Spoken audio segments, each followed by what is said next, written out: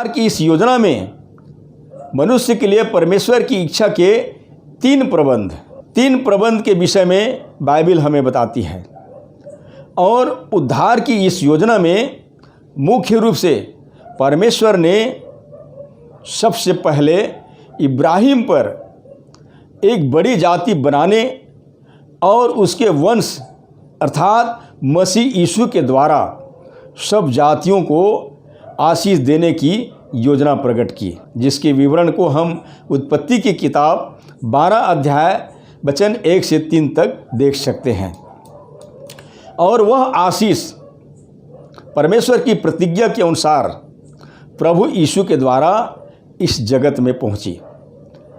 Bible को ध्यान से अध्ययन करने पर पता चलता है कि परमेश्वर ने मनुष्यों को अपनी इच्छा के 3 प्रबंध यानी कि व्यवस्था दिए हैं।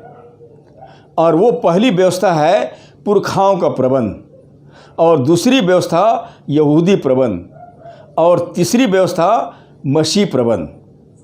पुरखाओं का प्रबंध और यहूदी प्रबंध पुराने और जीर्ण होने के कारण उसका मिट जाना अनिवार्य था, इसलिए वह दोनों व्यवस्था अब मसीह युग में लागू नहीं होता। जैसे लिखा है, नई वाचा का स्थापना से उसने प्रथम वाचा को पुरानी ठहरा दिया, और जो वस्तु पुरानी और जीर्ण हो जाती है उसका मिट जाना अनिवार्य है। इब्रानी के पत्री 8 अध्याय वचन 13। लूका रचित सुसमाचार 9 अध्याय वचन 28 से 25 तक की घटना के विषय में पढ़ने पर स्पष्ट पता चलता है कि अब केवल मसीह यीशु की ही सुनना है। जैसे लिखा है, तब उस बादल में से शब्द निकला कि यह मेरा प्रिय पुत्र है, इसकी सुनो। इसका सीधा अर्थ है कि अब केवल और केवल प्रभु यीशु की सुनना है, क्योंकि इस बात की पुष्टि स्वयं परमेश्वर ने की है। मानव मुक्ति की इस योजना में परमेश्वर ने अपनी इच्छा के तीसरा और अंतिम व्यवस्था में मसीह यीशु को अपने विशेष कार्य के लिए चुन लिया कि यीशु के द्वारा ही जाति जाति का न्याय करे। यशायाह की पुस्तक 42 अध्याय वचन 1। पवित्र शास्त्र का नया नियम हमें बताती है कि परमेश्वर ने प्रभु यीशु को न्याय करने के सारे काम को सौंप दिया है।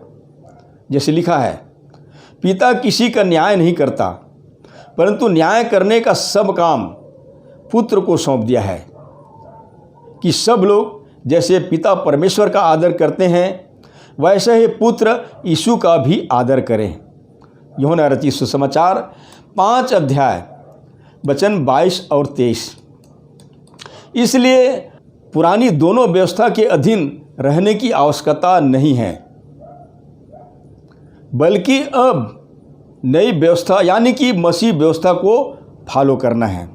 आगे हम बताना चाहते हैं कि परमेश्वर की इच्छा के 3 प्रबंध यानी कि व्यवस्था में सबसे पहली व्यवस्था जो पुरखाओं से चले आ रहे थे, लगभग 2500 वर्षों तक कायम रहा, जो आदम से लेकर मूसा तक सीमित रहे, जिसकी विवरण को हम उत्पत्ति की किताब अध्याय 1 से लेकर निर्गमन की किताब 20 अध्याय तक देख सकते हैं। दूसरी व्यवस्था यहूदी प्रबंध था। यह प्रबंध यहूदियों को दी जाने वाली व्यवस्था थी, जो लगभग 1500 सालों तक रहे, जिसका वर्णन निर्गमन की किताब 20 अध्याय से लेकर प्रेरितों के काम 2 अध्याय तक मिलता है। और यह दोनों व्यवस्था केवल इजरायलियों और यहूदियों पर लागू होनी थी, अन्य जातियों पर नहीं। इसलिए इसे मूसा का व्यवस्था भी कहा जाता है। और यह व्यवस्था सीनै पर्वत पर मूसा से लेकर पिन्तेकुस्त के दिन पवित्र आत्मा के उतरने के साथ मसीह तक रहा। और तीसरी व्यवस्था मसीह प्रबंध। बाइबल हमें बताती है कि मसीह का जन्म भी मूसा के व्यवस्था के अधीन हुआ था। गलाती की पुस्तक 4 अध्याय वचन 4 में लिखा है। लेकिन बाइबिल हमें यह भी बताती है कि यीशु उस व्यवस्था को नष्ट करने नहीं आया था, बल्कि उसे पूरा करने आया था। और उसने बताया कि व्यवस्था तब तक नहीं टल सकती जब तक कि सारी की सारी बातें पूरी ना हो जाए। मत्ती रचित सुसमाचार 15 अध्याय वचन 17 और 18, इब्रानी के पत्री 9 अध्याय वचन 15 से 17 के अनुसार नई व्यवस्था या नया नियम यीशु के इस पृथ्वी पर रहने तक पहले से लागू नहीं हो सकती थी।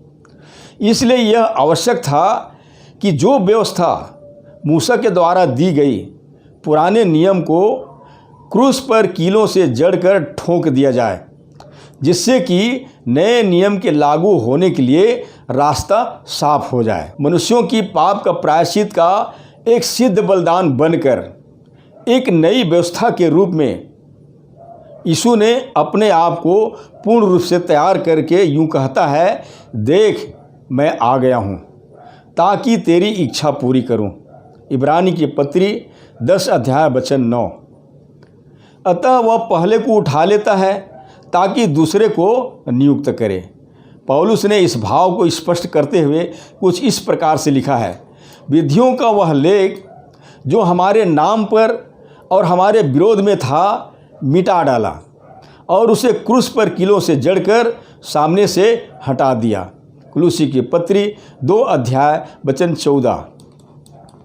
अर्थात पहली पुरानी व्यवस्था को पूरी तरह से हटा करके ही नई व्यवस्था यानी कि नया नियम अर्थात मसीह प्रबंध को लागू किया गया।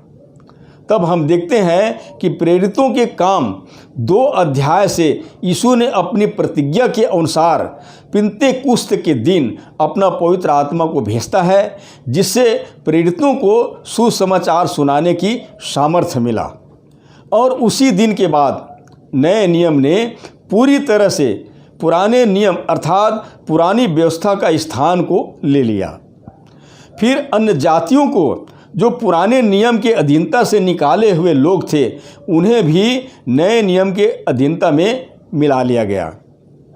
जबकि मसीहत के पहले हम लोग मसीह से अलग और इस जगत में आशाहीन और ईश्वर रहित थे।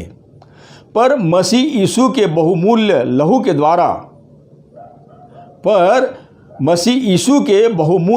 द्वारा ही परमेश्वर से हमारा मेल संभव हुआ, अर्थात हम परमेश्वर के निकट लाए गए। इफिसी के पत्री 2 अध्याय वचन 11 से 17 तक। अब यीशु मसीह के द्वारा कोई भी व्यक्ति परमेश्वर से मेल कर सकता है।